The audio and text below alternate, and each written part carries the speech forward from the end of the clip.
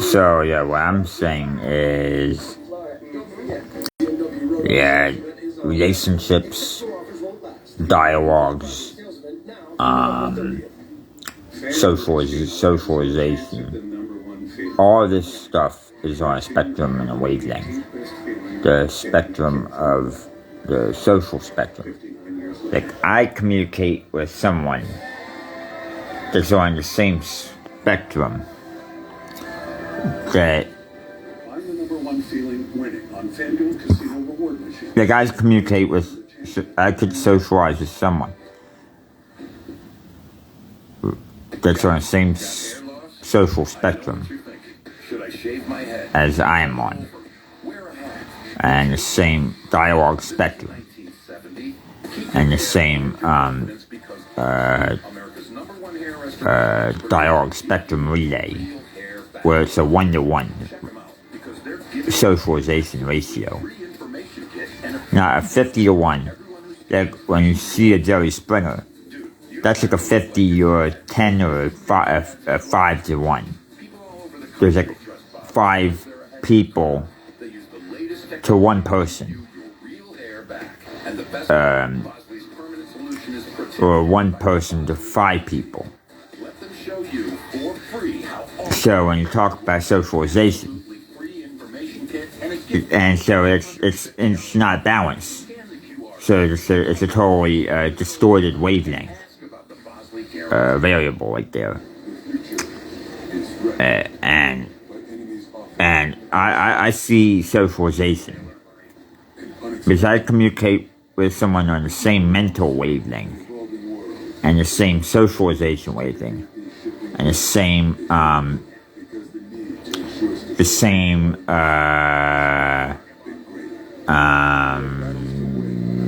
relationship wavelength that I'm on. I'm not a person that socializes. I'm not a person that socializes with someone that's on a different wavelength. If you look at it this way, this is why I think the base wump system, it's a behavioral attitude service exchange. It works, and it's a base, and it's very wump,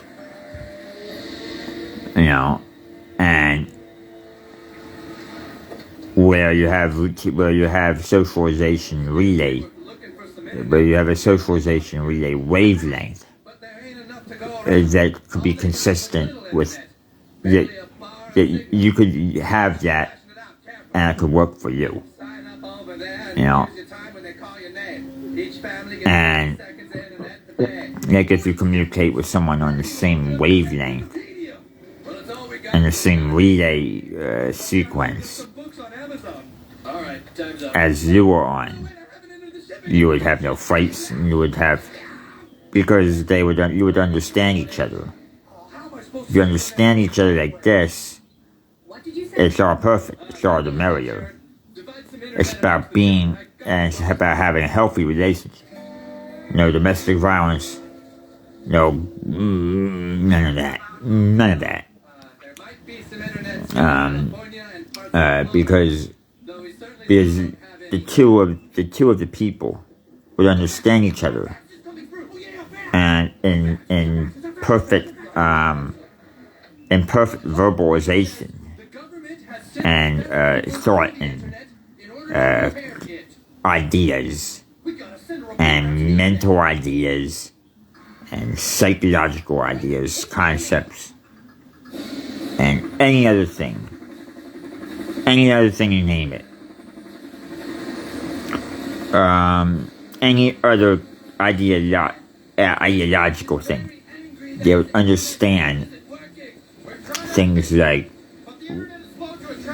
maybe why the person likes this something, or why the person likes, or this person likes that. It's about socialization relays, sequences in the socialization wavelength that's very consistent with your socialization wavelength. And if the socialization wavelengths are the same, and they can be all the merrier, and you don't have to worry about things like fights or the whole cliche about the football player and domestic violence thing. That's like a whole cliche, because they're at different wavelengths, and it's a wavelength. It's a relationship variable, because it's a relationship inconsistency. It's a problem in the relationship. If you see everything on a wavelength and a spectrum, like socialization, dialogue, and all that stuff,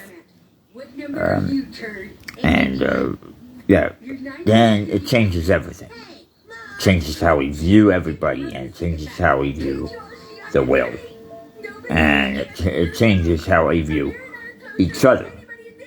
Because if we see it like this,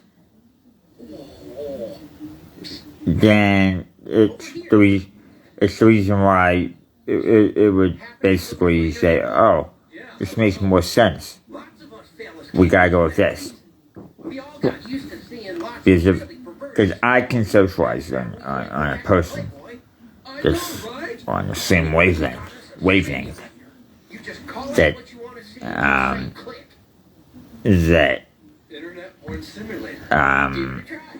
the same dialogue spectrum wavelength that I'm on. Because if you have the same dialogue wavelength, there's dialogue relays. The dialogue relays are having to be consistent on a one-to-one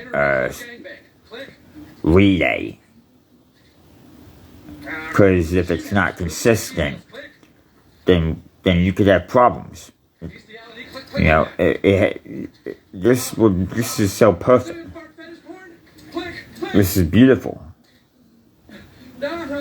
And this is science. This is science at its all-time best. You know, if you know what I mean. Until next time, REYMEGA, you're signing off.